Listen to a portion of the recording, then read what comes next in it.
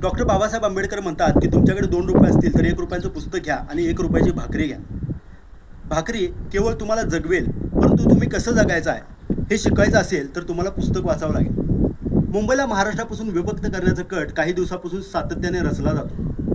मुंबई ही महाराष्ट्राची नव्हतीच असा दावा काही पडिक पंडितांकडून सातत्याने केला जातो. मुंबई ही केवळ भौगोलिक सलगतेमुळे महाराष्ट्राची, अन्यथा ती पारसी गुजराती लोकांनी वसवली असा दावा काही अभाषिकांकडून तर काही मराठी भाषिकांकडून केला जातो. हा त्यांचा गैरसमज. मुंबईला महाराष्ट्रापासून विभक्त करणं आणि त्याची नाळ गुजरातशी पक्की करत जाणं, मुंबईचं महत्त्व कमी करून मुंबईला केंद्रशासित प्रदेश करण्याचा हा त्यामागचा छुपा डाव.